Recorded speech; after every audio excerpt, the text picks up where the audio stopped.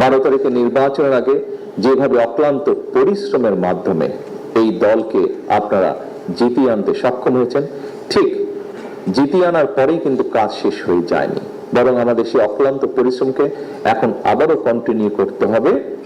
একটি নির্বাচনের মাধ্যমে যেমন আমরা জয়ী হয়ে এসেছি, ঠিক একইভাবে আমাদের কাজগুলো, আমাদের লক্ষ্যগুলো সফল করার মাধ্যমে একটি সফল সরকার আমাদেরকে হতে হবে।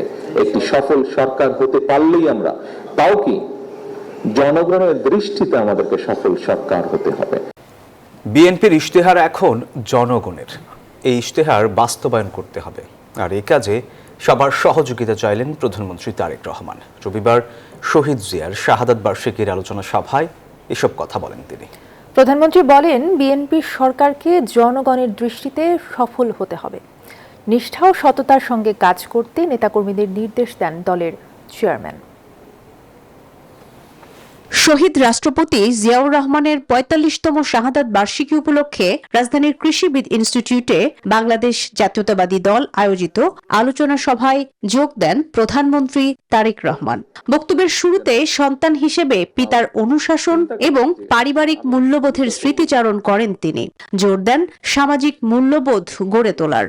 আমাদের সমাজ ব্যবস্থায় পারিবারিক যে মূল্যবোধ, একই সাথে আমাদের ধর্মীয় মূল্যবোধ, অনেকগুলো ছোট ছোট বিষয়, এই বিষয়গুলো কিভাবে আবার শিশুদের মধ্যে, আগামী ভবিষ্যৎ প্রজন্ম যারা, তাদের মধ্যে আবার কিভাবে জিনিসগুলো নিয়ে যাওয়া যায়, আবার কিভাবে তাদের মধ্যে জিনিসগুলো দেওয়া যায়, এই বিষয়ে আমি আলোচনা করেছিলাম।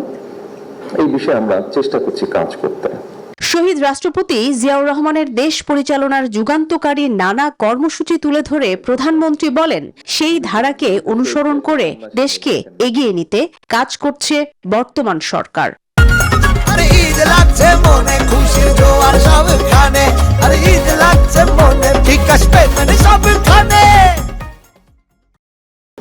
বারো তারিখে নির্বাচনের আগে যেভাবে অক্লান্ত পরিশ্রমের মাধ্যমে এই দলকে আপনারা জিতিয়ে আনতে সক্ষম হয়েছেন, ঠিক জিতিয়ে আনার পরেই কিন্তু কাজ শেষ হয়ে যায়নি, বরং আমাদের সেই অক্লান্ত পরিশ্রমকে এখন আবারও কন্টিনিউ করতে হবে।